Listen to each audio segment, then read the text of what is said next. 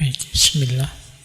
Assalamualaikum warahmatullahi wabarakatuh.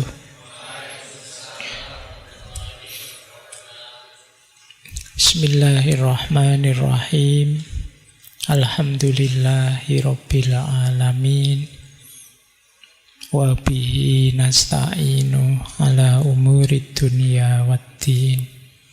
Allahumma sholli wa sallim wa barik ala habibina wa syafi'ina sayyidina wa maulana Muhammadin wa ala alihi wa ashabihi wa man tabi'ahum bi ihsanin ila yaumiddin.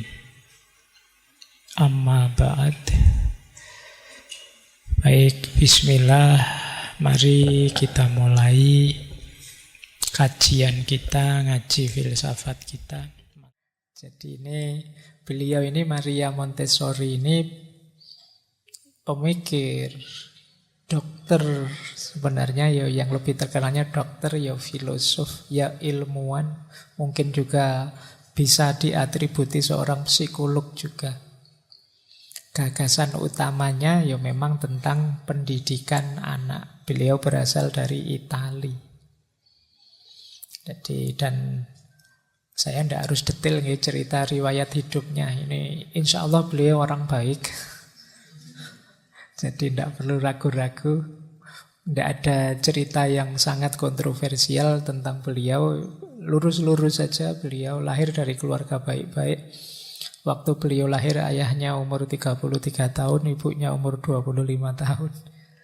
Kemudian beliau lahir 1870-an dan nanti meninggal 1952. Kuliahnya di Universitas Roma, ya jurusannya kedokteran. Meskipun saat itu termasuk luar biasa. Ada perempuan kuliah kedokteran. Nah, luar biasanya ini. Nah, beliau ini nanti saat menjadi dokter melihat banyak anak-anak yang terkena gangguan jiwa. Masih anak-anak. Yang menurut pencermatan beliau ini karena kesalahan orang tuanya dan lingkungannya dalam mendidik anak ini. Oleh karena itu maka beliau terus tertarik untuk mengeksplorasi, mengelaborasi, meneliti seperti apa sih kira-kira pendidikan yang cocok untuk anak-anak. Nah, malam hari ini kita belajar itu sebentar. Baik ya, kita mulai. Bismillah. Ini mungkin bagi teman-teman yang jurusannya pendidikan sudah pernah, mungkin ya sudah paham tentang ini. Ini untuk yang belum paham saja, biar tahu. Bismillah, kita mulai. Saya awali dari quotes dulu lah. Beliau punya banyak quotes yang menarik. Yang pertama kata beliau, education must begin at birth. Pendidikan itu harus dimulai sejak lahir. Harus mulai diupayakan. Jadi minal mahdi ilal lahdi kalau dalam bahasa Arabnya. Dari buayan ibu yang sejak dia lahir sampai nanti liang lahat. Jadi sudah harus dimulai. Karena seperti sering saya sampaikan, manusia itu paket potensi, bukan paket jadi. Dalam dirinya ada banyak potensi macam-macam dan lengkap sekali. Ingin jadi apa saja bisa, tergantung nanti yang diaktifasi yang mana. Jadi beda dengan binatang, beda dengan makhluknya Allah yang lain yang bukan manusia. Kalau binatang kan paket jadi. Sapi itu ya melahirkan, ya tidak lama setelah itu anaknya sudah persis mirip kayak ibunya. Ya bisa jalan-jalan, ya bisa. Tapi kalau manusia kan tidak, nunggu lama bisa utuh jadi sosok manusia yang lengkap akal budinya. Nah, ini makanya tadi saya bilang manusia itu istimewa karena dia bisa jadi apa saja. Kalau binatang kan seragam, makhluk apapun kan seragam yang selain manusia. Jadi kuda di Indonesia dengan kuda di Eropa dengan kuda di India ya sama seperti itu. Gayanya, tabiatnya, karakternya kuda. Tapi kalau manusia enggak, punya beda-beda. Bahkan dari tempat yang sama itu bisa lahir manusia yang beragam. Nah, ini menariknya manusia. Maka dia begitu dia lahir harus mulai dirancang bagaimana cara membesarkannya lahir dan batin. Apa saja yang harus saya aktifasi dari anak ini. Nah, kalian mungkin bisa mencermati diri kalian masing-masing ya. Kok aku jadi orang kayak gini ya? Ngamuan, baperan, tersinggungan misalnya. Itu kira-kira kemarin dalam sejarah hidupku yang teraktivasi apa dari diriku? Potensi apa yang muncul dan potensi apa yang terpendam? Atau jangan-jangan ada yang sangat terpendam sampai hilang. Kemarin kamu berpotensi, saya hilang. Karena tidak pernah dihidupkan lagi. Lingkunganmu tidak mengizinkan itu muncul. Maka Montessori mengawali dengan asumsi pendidikan itu harus dimulai sejak lahir. Bahkan mungkin ada yang lebih ekstrim lagi. Sejak anak dalam kandungan. Nah, harus didengarkan mungkin ada yang bilang musik lah, ada yang bilang ngaji lah. Mungkin kalau anak-anak hari ini mungkin yang di dalam kandungan lebih sering dengar ringtone-nya HP. Bolak-balik klining-klining dia apa lahirnya pertama yang dicari HP mesti. Dia dengar itu terus waktu dalam perut. Ibunya lihat TikTok terus. Wah, sudah. Begitu lahir anaknya bisa joget itu. Baik. Ya, yuk kita mulai. Bismillah. Oh, masih ada quote kedua sebelum ke materi. We must look to the children as a vehicle for bringing change to humanity. Kita harus melihat anak-anak sebagai satu mesin, satu media yang akan membawa perubahan pada kemanusiaan. Kita kan sering mimpi kapan peradaban manusia itu mulia lagi. Kapan manusia itu bisa martabatnya unggul lagi. Kita kan sering begitu. Kita punya banyak cita-cita peradaban. Kita ingin masa depan begini, masa depan begitu. Dan kita sering lupa bahwa kalau kita ingin masa depan itu begini dan begitu, kuncinya ada di anak-anak. Jadi bahkan mungkin tidak di kita. Saya tidak tahu apakah di teman-teman ada yang punya potensi itu. Tapi yang paling jelas di anak-anak.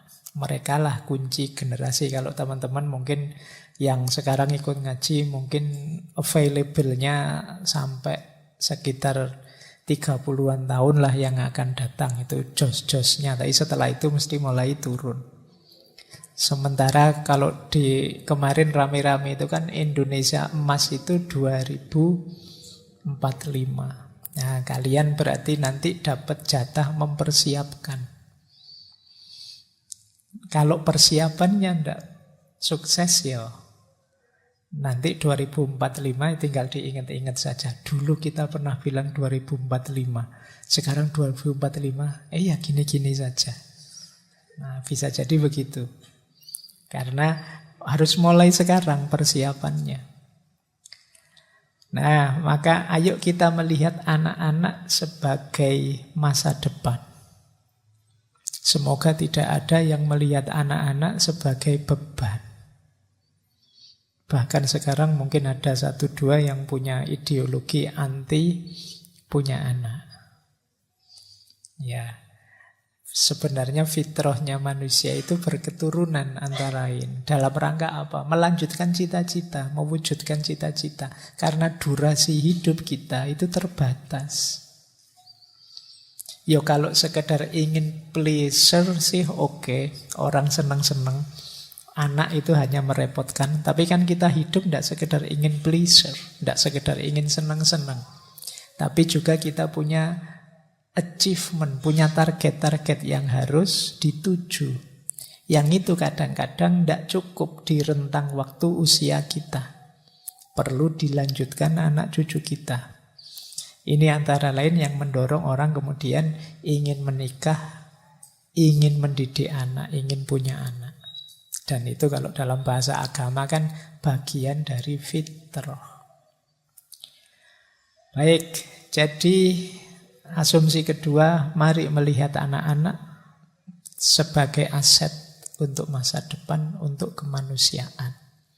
Jangan menganggap mereka beban, jangan menganggap mereka bikin susah saja, bikin ruwet saja. Saatnya kita sediakan lingkungan yang bagus untuk mereka, biar seperti saya bilang tadi, yang teraktivasi yang positif-positif dalam diri mereka. Baik, lo masih ada quote lagi. Saya pinginnya materi. Ya, ini saya bacakan saja, ini mudah dipahami. Pendidikan yang mampu menyelamatkan umat manusia itu bukan pekerjaan kecil. Hal itu berkaitan dengan perkembangan spiritual manusia, peningkatan nilainya sebagai individu, dan persiapan kaum muda untuk memahami zaman di mana mereka hidup. Jadi menurut Ibu Maria Montessori ini, gimana caranya kita mengelola generasi yang akan datang agar siap, agar mengalami perubahan yang lebih baik dari zaman kita, ya tentu saja pendidikan. Proyek paling urgent, paling besar bagi manusia itu pendidikan. Karena saya bilang tadi manusia itu paket potensi. Yang mengaktifasi apa? Pendidikan. Kalau dalam Islam bahkan tolabul ilmi itu faridotun. Pendidikan, mencari ilmu itu sifatnya wajib.